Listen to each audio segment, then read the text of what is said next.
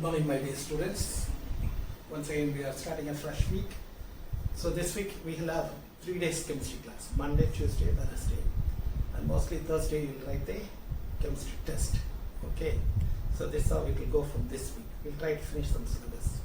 Those who have not submitted the answer papers of first term examination can still send the papers. Those who have sent it already, you will get the papers tomorrow back. Okay. So we have started in the inorganic chemistry, the second lesson, P block, right? So in the P block, in the previous 2 classes, we discussed about the 7 characteristics, right? We have 6 groups, right? Icogesins, then tetragens, then nitrogens, chalcogens, halogens, and inert gases, right? Now, we have studied about 7 characteristics. All of them are very important. But what is the important one in that is the inert pair effect. On going down the group, Ns electrons will not take part in bonding. Only Np electrons will take part in the bonding. The Ns2 electrons are called inert pair. Now in this particular lesson, we are going to study only about 2 groups. That is the 13th group and 14th group. And today we are starting with the 13th group. 13th group is called boron group. So it is called boron, boron, aluminium, gallium, indium, thallium. So these are the 5 elements which are present in the boron group, right? So atomic number of boron is 5. So next year to add 8, 13 for aluminium atomic number. After that add 18, it becomes 31. Again here 18, it becomes 49. And again add 32, and it becomes 9 plus 2, 1, 81. So these are the atomic numbers. How I write this? Right. Why I am adding 8, 18, 18, 32? Because we studied that in the +1 periodic table, right? In the periodic chemistry, we studied that 2nd to 3rd period will have 8 elements. 3rd to 4th period will have 18 elements. 4th to 5th period will have 18 elements. 6th period will have 32 elements. This is how we write. So how to write the electronic configuration? 1s2, 2s2, 2p1. Then 1s2, 2s2, 2p6, 3s2, 3p1. If you write the first 2 elements, you can find out the outermost electronic configuration. So what will be for gallium? For gallium, it will be 2s2, 2p1. This is 3s2, 3p1. This will become 4s2, 4p1. This will become 5s2, 5p1. And this will become 6s2, 6p1. It's very easy to write the electronic configuration, right? And to write the very simplified electronic configuration, what is the configuration of 1s2 in the 18th group? It is helium configuration. Then it is neon configuration, 10 electrons. Then you can write argon, krypton, xenon. Right? So here, neon is 10, therefore 10 plus 2, 12 plus 1, 13. Argon is 18, 18 plus 2, 20, 20 plus 1, 21, but it is 31. Therefore 3D will also come here. Therefore 4D will come here. And 5D will come here. So in the last one, even D inclusion is not sufficient. It will also have 4F14. And either 54 will go. Xenon atomic number is 54, 64, 66, 67 The 14 one is 81. But D orbital will start from gallium, and the F orbital will also come in thallium. Right? This is the simplest way of writing the electronic configuration. Right? So the outermost electronic configuration is Ns2, Np1. This is the outermost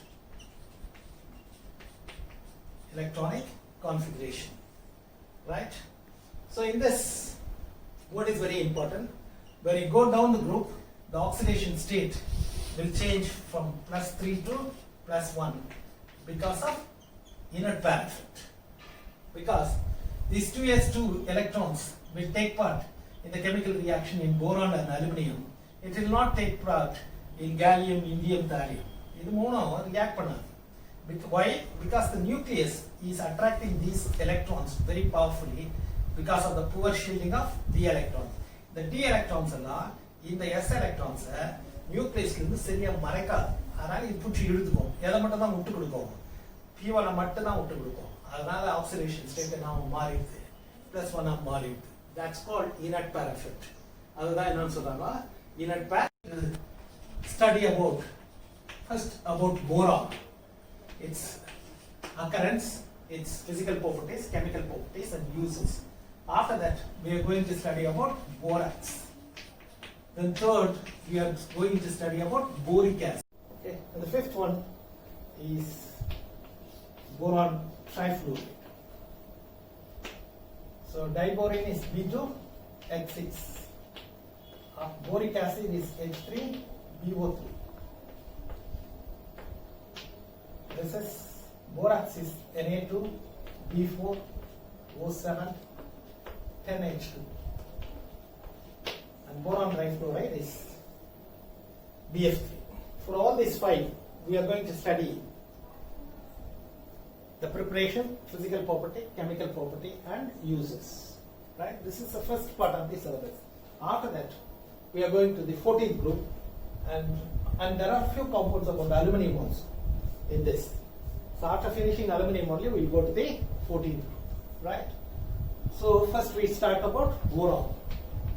Right? So what are the ores of boron? So in nature, it occurs in three forms. One is borax, and the second one is kernite, and the third one is colomanite. So this has got the molecular formula of Na2B4O5OH4 times with 10H2, sorry 8H2. And here it will be Na2B4O5OH4 times, but only 2H2. This is the variation. The water of crystallization differs. Colomanite is a calcium salt. It is Ca2B6O11.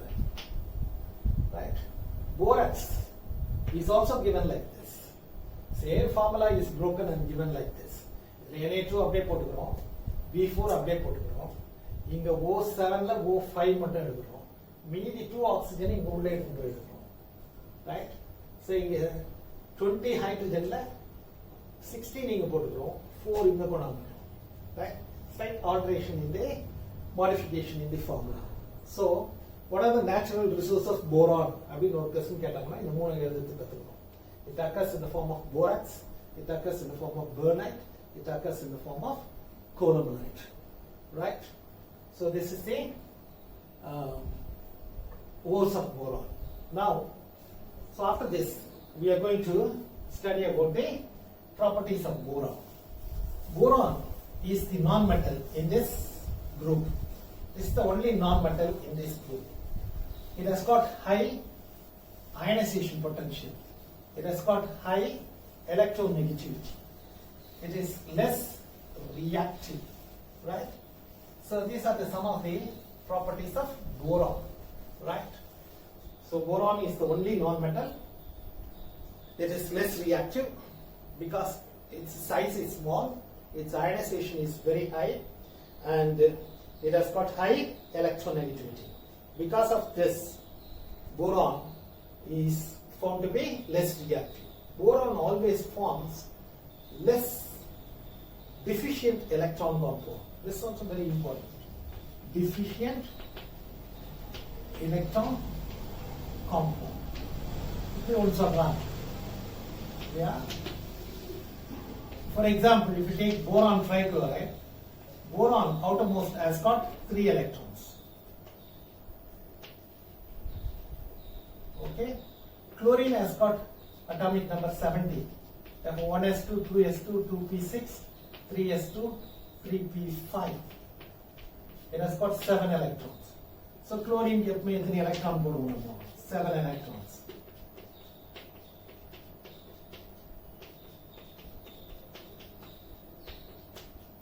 Yeah.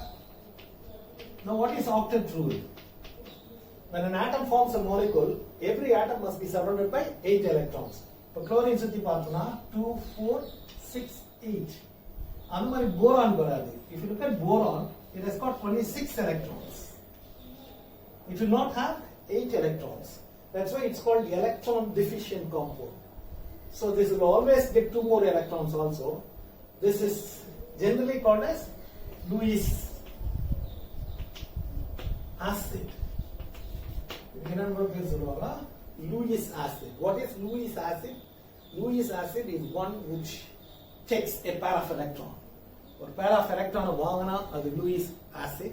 Or pair of electron kudutha adu Lewis base. Right? So that is the significance of boron. Right? So it forms electron deficient compound. Then its chemical properties.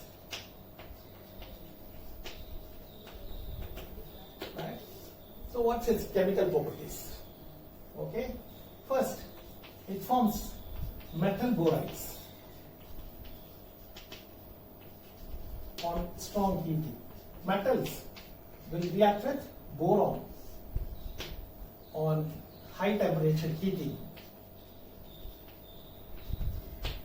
and it forms MXBY. Right? This is called metal boride. The X will have numbers up to 11 and Y will have numbers up to 66. So this is called metal boride. All the metals on heating will combine with boron, forming metal boride. And it reacts with chromium. Right? Chromium combines with N atoms of boron when it is heated to 900 Kelvin, and it forms Cr Bn times. So this is called chromium boride. The third one is reaction with tungsten. So boron trichloride will react with tungsten when heated to 900 Kelvin in the presence of hydrogen, and it forms tungsten boride. It's called tungsten boride, and hydrogen will join with chlorine forming HCl. Right? So here 2 into 3, 6 HCl will be formed, and 3 boron will combine with 3 tungsten forming tungsten bromide. So this is how we got a balance it. Right? And then the fourth one is diboron formation.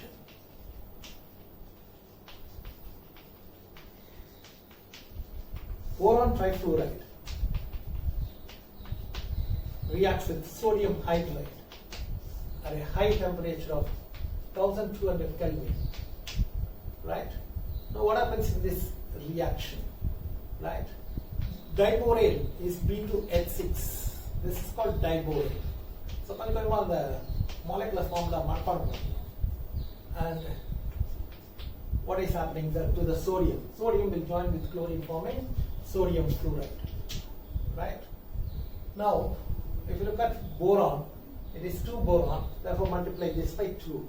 Fluorine becomes 6, therefore 6 NaF.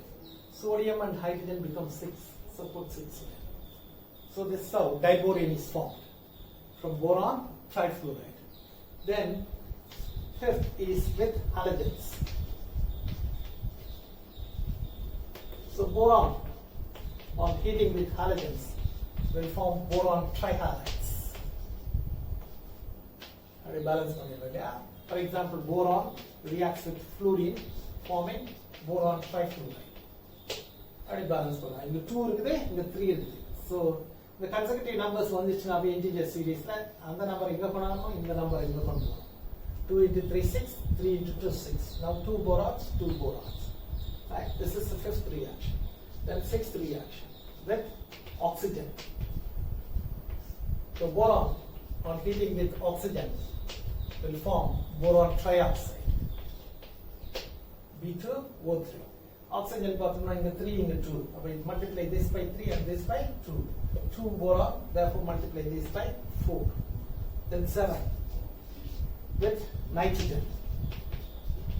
Boron reacts with nitrogen, forming boron nitride. Boron reacts with nitrogen, forming boron nitride. எப்படி balance பண்ணலாம்? 2 nitrogen இருக்குது. இங்க 1 nitrogen தான் இருக்கு. Multiply this by 2 and this by 2.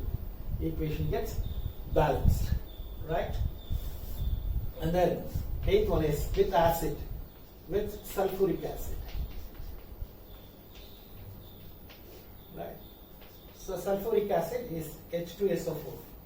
Boron reacts with H2SO4. So on heating with sulfuric acid, it forms boric acid, H3BO3, liberating sulfur dioxide. Right? So here again, hydrogen 3 and 2. So multiply this by 3 and this by 2. Right? So 2 boron are reacting, multiply this by 4. 3 sulfur is there, therefore 3 sulfur dioxide will get. The ninth reaction is with nitric acid. Right? So boron will react with nitric acid. It forms boric acid. So H3BO3 is boric acid, which is very important in this lesson. And along with that, it forms nitrogen dioxide. So multiply this by 3 and this also by 3. And the equation gets balanced. Right? And after that, the last reaction is with alkali. That is with sodium hydroxide. So boron reacts with sodium hydroxide and it forms sodium borate, Na3BO3, liberating hydrogen gas. Right? So if you multiply this by 6, then you got to multiply this by 2. 2 into 3, 6. 2 into 3, 6. Sodium 6, oxygen 6. So hydrogen will become 3 in number. Therefore, boron, it will be 2 borons. So these are the 10 reactions of boron. Borons are known as 10 reactions. Yeah, 10 chemical properties. Right? Particularly, these are all very important. The last 3. Others are very simple only. Right? So these are the chemical properties. So boron is a very interesting element. Boron 510 is used in a nuclear reactor as a moderator because it can slow down the movement of the neutrons. Neutrons absorb பண்ணுவது.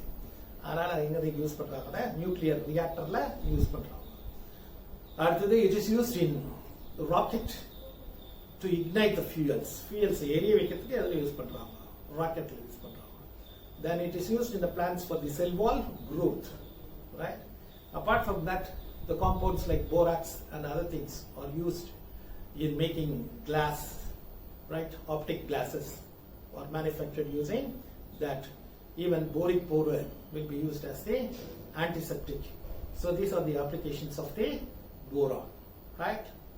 So when you say boron, you should know there are 3 sources of boron and there are important physical properties of boron, then 10 chemical properties, then after that at least 5 uses of boron, right? Okay, next we go to the other topic.